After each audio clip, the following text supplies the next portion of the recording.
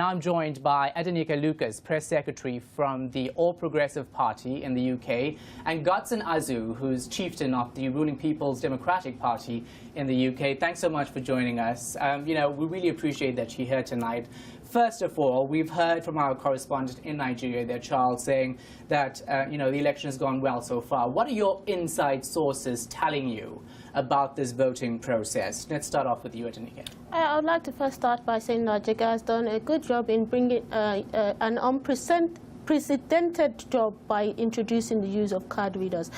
This has limited the abuse and the thoughts of rigging.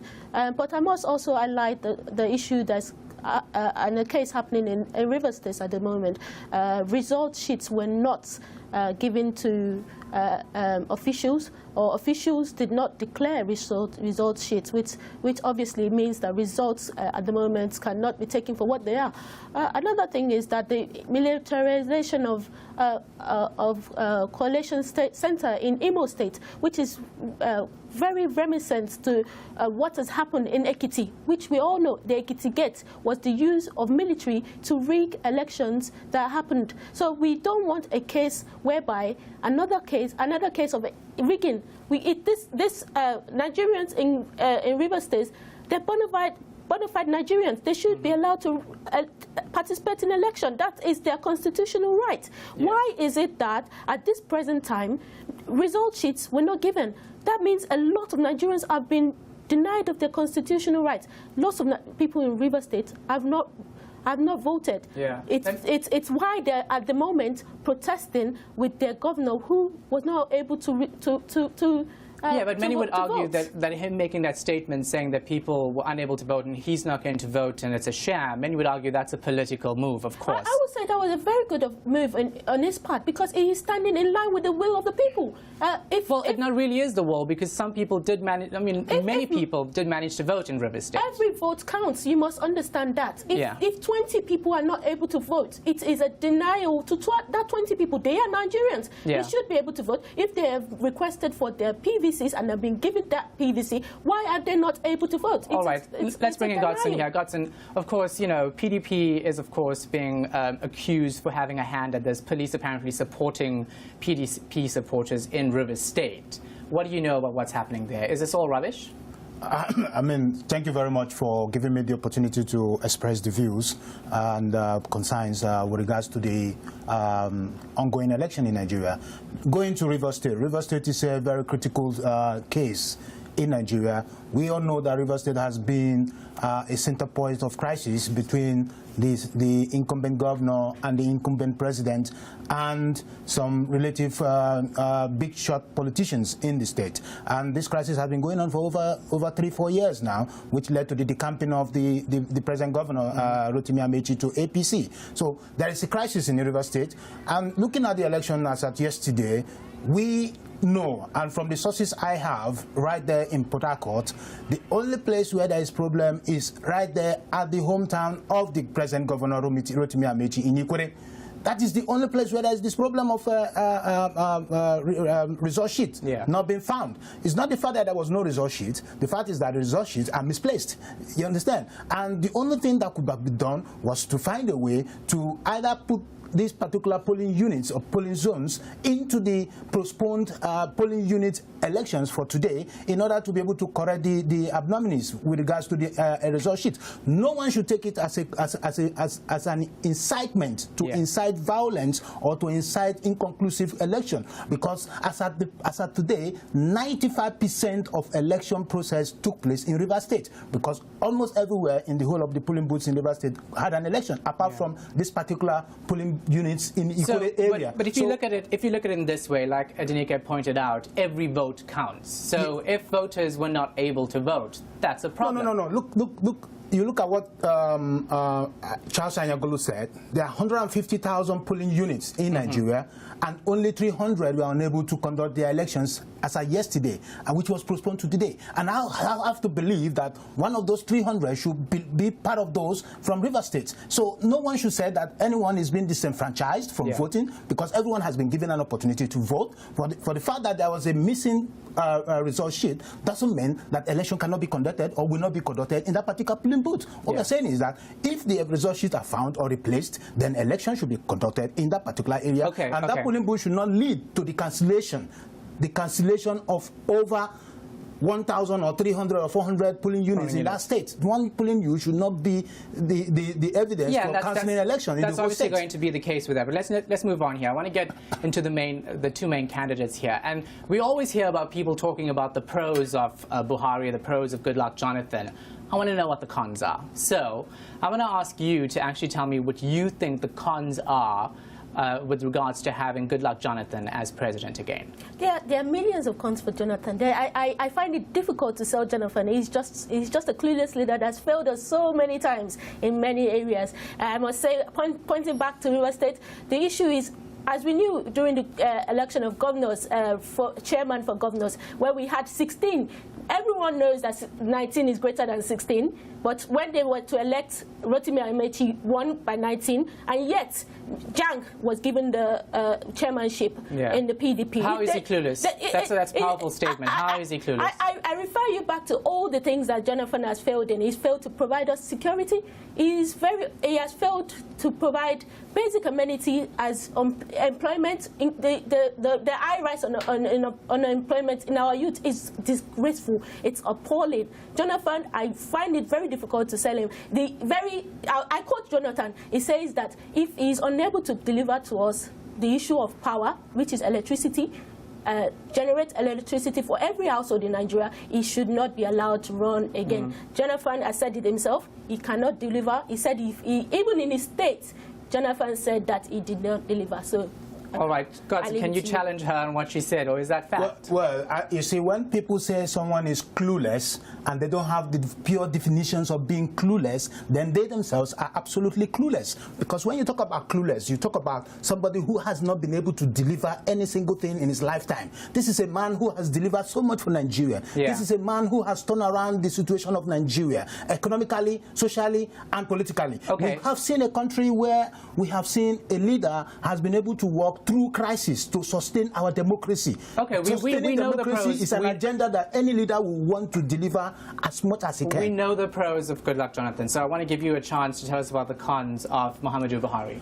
I mean, it's very clear here. Muhammadu Buhari is a dictator. It's a dictator that has a militocracy philosophy in his mind. And for you to have a dictator who has a militocracy philosophy in his mind to come into democratic principles and system within a period of 2 years or 3 years or 4 years is absolutely unachievable. And knowing from the fact that Africa leaders who had tested military leadership Obasanjo was a military guy. He became a Democrat. Obasanjo, to be fair to you, to be sincere to you, Obasanjo run under PDP, but to many of us who are in PDP, we see Obasanjo as a dictator. We see him as a militocracy, because when he run Nigeria, he run Nigeria under the systems of militocracy agenda, and that is what Buhari is going to bring back to Nigeria. And we don't want a situation where we have a leader who will not abide by the principles of democratic principles and democratic processes. Then we are in trouble. Okay, we'll see whether you'll be in trouble if that happens. Right, we're going to get more from you two a little later on in the program. Always interesting to have you here. Now, joining me again in studio are Adenike Lucas, Press Secretary from the All Progressive Party in the UK, and Godsonodozu, Chieftain of the People's Democratic Party in the UK as well. Thanks so much again for being here. Now, let's start off with, what's next for Nigeria after this election, Godson? Yeah, thank you very much. What next for Nigeria after this election? Well, we look forward to a consolidated democracy, a stable political environment. In the last 15 years, Nigeria has been ongoing through the transitional democracy, because you have two sets of democratic process, a transitional point and a consolidated point. We spent 15 to 16 years transitioning through various means of democratic reforms, democratic change. And after this election in this month, moving forward for Nigeria is looking forward to a country that is becoming a consolidated democratic system operated country, whereby we'll be looking forward to join the developed countries of the world in terms of our economic advancement, our social integration, our political stability, and also becoming a power player in the regional, international diplomacy, in the sense that Nigeria is key to the survival of Africa. And knowing very well that Nigeria, being the most populated black African nation in the world and the most populated country in Africa, is being looked upon by so many of the other African democratic systems in Africa in terms of the direction they are going. And what we want to set is a pace. We want to become a pace setter in terms of what democracy should be like and what governance should be like. And we want to go and move away from the set of kleptocratic system of governance, move away from the patrimonialism system of governance to a system where the people now decide who they want. People now determine the kind of government they want. And politics become a process where engagement becomes the order of the day. Dialoguing becomes the form of engagement within the system. Yes, dialogue is very important. That's why we're going to bring in Adenike here. What do you think has to happen? What change should happen in Nigeria? What's the next step? It's a bit clear what we need and what Nigeria needs, and what Nigeria should be getting is a transparent government, an accountable government. At the present time, we have a corrupt-filled government, that is eating so much into Nigeria. We need a man that is very known already that will tackle the root cause of corruption.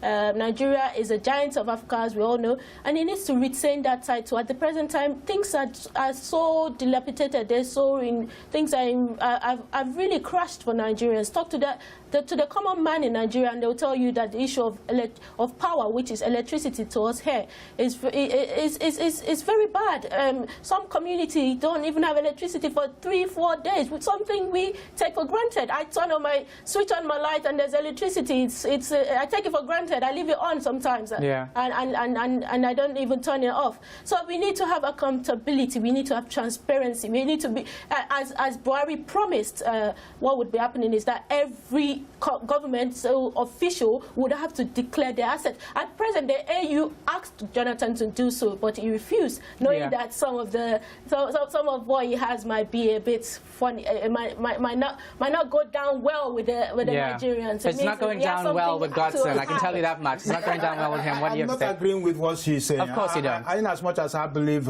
in what she belongs to stand for, but one thing is very clear here. Let's say the truth and let the truth determine what the future will look like. You understand? What I'm trying to say here is that she's talking about corruption. Corruption has been embedded into the Nigerian system for over 50 years.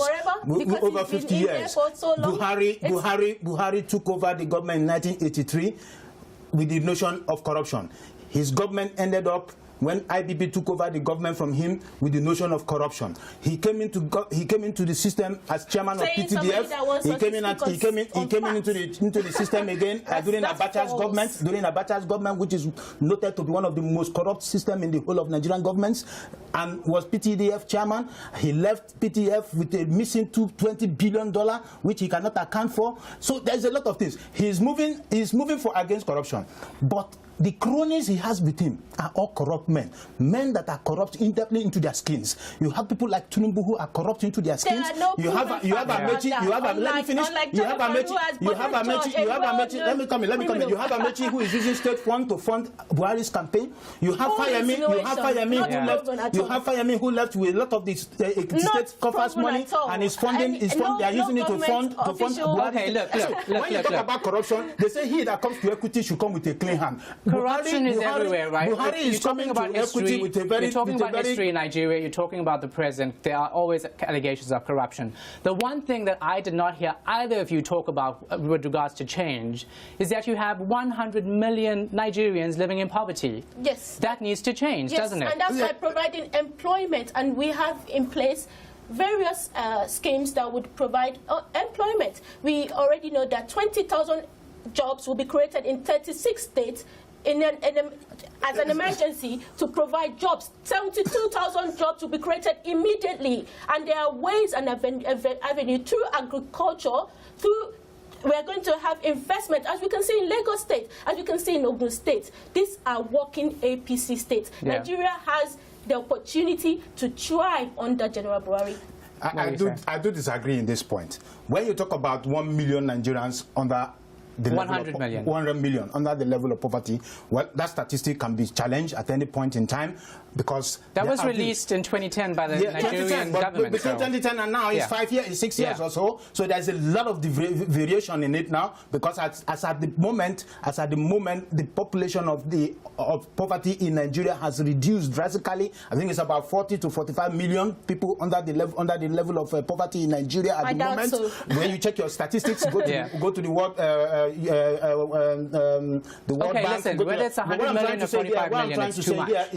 What I'm trying to say here is this. When you talk about provision of employment, among all the former head of states in Nigeria, only Buhari cannot point to one charity job he has been doing since he left government for over 25 years. He has not created any form of job. He has not created any form of NGO. He has not created any form of charitable foundation that employs people for charitable jobs. How can such a man provide a job for the millions?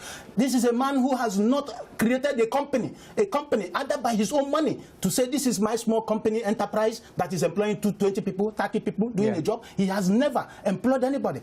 So I don't know the philosophy that he's going to create a job from. I don't know which philosophy in which he's bidding Nigerians to make them believe that he's creating a job.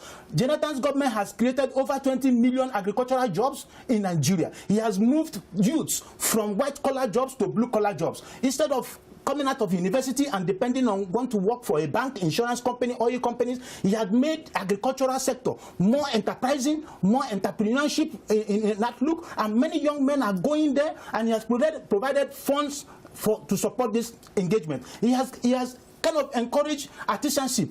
Nigeria has one of the highest number of artists entertainment industry in the whole world now, second to Nollywood in the world. All right, let me stop you there. Let me stop you here. I have a minute left, so I want to get 2 quick responses from both of you. Firstly, I want to ask you, if Muhammadu Buhari wins this election, what will he do differently to Goodluck Jonathan? You have 30 seconds. It's clear. When I say clueless, a president that's clueless, what I meant that is a president that claimed to know nothing about what is happening in his own government. A person like that cannot lead Nigeria. Buhari has what it takes. His experience would help us. At this present time, it is highly needed. And it is something that we need, somebody that will lead from the forefront. Buhari is going to help us economically. He would help us in our in security. He would help us with our. Unemployment is quite high, and it needs to be brought down immediately. Godson, tell me, what will Goodluck Jonathan do differently than he has done in the past couple of years? What he will do differently from what he has done in the past years is to bring back Nigeria as a united nation, as a country of people of different nations united in one cause. He will bring back engagement, dialogue that will reach out to people and bring the mind of people together to work as one, as a Nigerian. He will revamp Nigerian economy as he has already started. Nigeria is the 26th largest economy in the world, the first in Africa, and it's an emerging economy that is riding to the high. And the government is going to run between 2015 to 2019 is going to make a difference, a great difference. He has created jobs. He has empowered people to create jobs, and he will do more to do that. He has revamped the power sector. First step. It takes 10 years to bring about a fulfilled power system in a country, and the first step is to commercialize the power sector, which he has done. Look, we have to leave it there. We have to leave it there. And look, these are always promises that politicians will make. We'll have to see whether or not they do it. We're going to leave it there. Thank you so much, guys, for that. Now,